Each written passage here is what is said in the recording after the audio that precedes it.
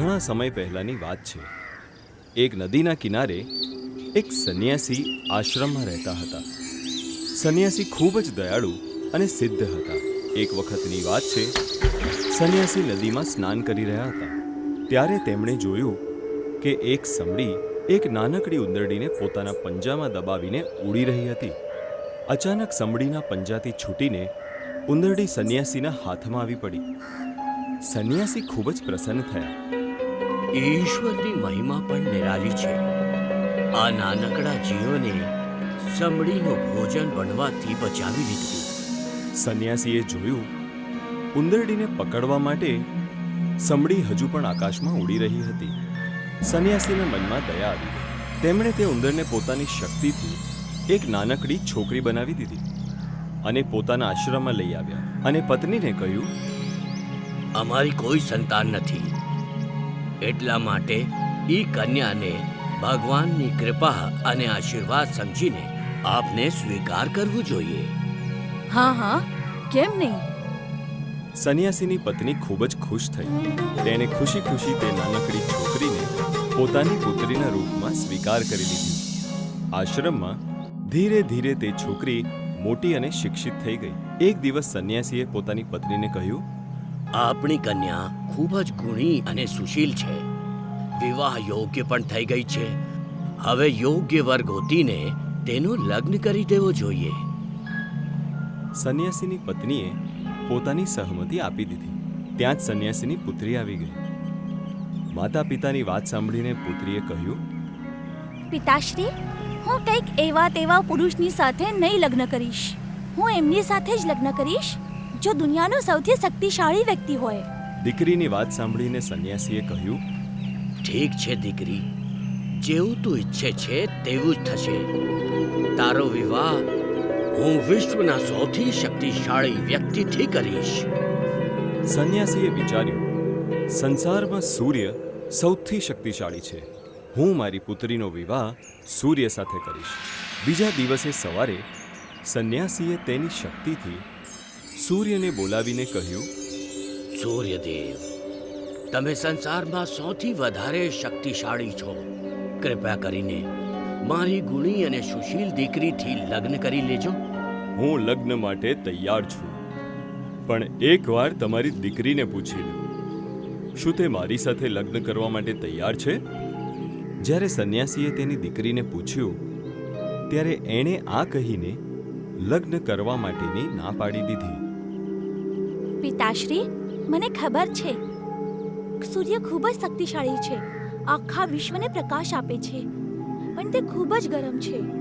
જે તેમના પાસે જશે તે ભસ્મ થઈ જશે. હું તેનાથી લગ્ન નથી કરી શકતી. તમે કોઈ બીજો વર ગોતી લો.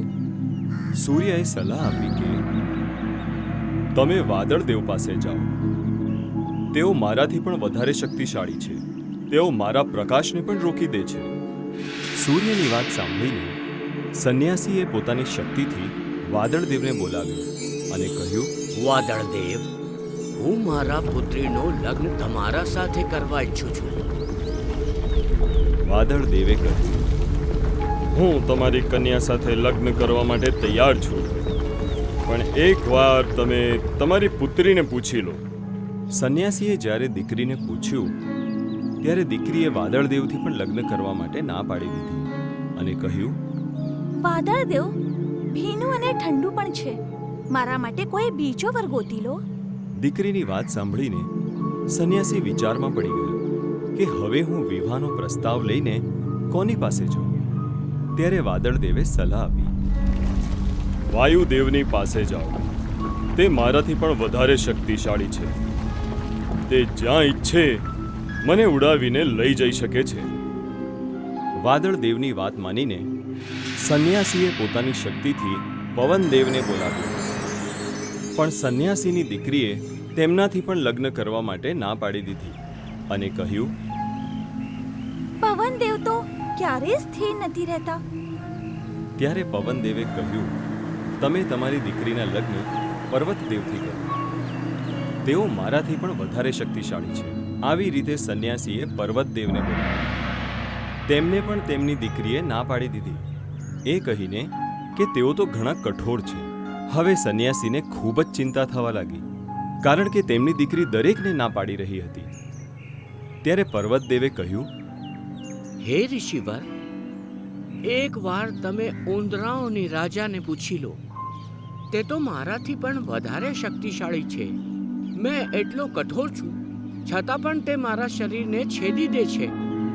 ત્યારે સંન્યાસીએ પ્રસન્ન થઈને પોતાની શક્તિથી ઉંદરોના રાજાને બોલાવ્યો. હે સંન્યાસી મહારાજ, હું ઉંદરોનો રાજા છું. બતાવો, તમે મને શેના માટે બોલાવ્યો છે? શું તમે મારા દીકરી સાથે લગ્ન કરશો? હું તમારી દીકરી સાથે લગ્ન કરી લઈશ, પણ એકવાર તમે તમારી દીકરીને પૂછી લો. સંન્યાસીએ જ્યારે તેની દીકરીને ઉંદરોના રાજા સાથે મળાવ્યો તો તે તેને ગમી ગયો અને લગ્ન માટે હા પાડી દીધી. સંન્યાસી ખૂબ જ ખુશ થયા. ત્યારે તેમણે પોતાની શક્તિથી દીકરીને ઉંદરડી બનાવી દીધી, જે પહેલા ઉંદરડી જ હતી, અને બંનેના લગ્ન કરાવી દીધા. શિક્ષા: વાસ્તવિકતા છુપાતી નથી. અમારા યુટ્યુબ ચેનલને હમણાં સબસ્ક્રાઇબ કરો. નવા વિડીયો જોવા માટે બેલ આઇકોન જરૂર દબાવો. તમે અમારા વિડીયોઝ પર પોતાના કમેન્ટ જરૂર આપો. વિડીયોને લાઈક કરીને પોતાના મિત્રને શેર જરૂર કરો.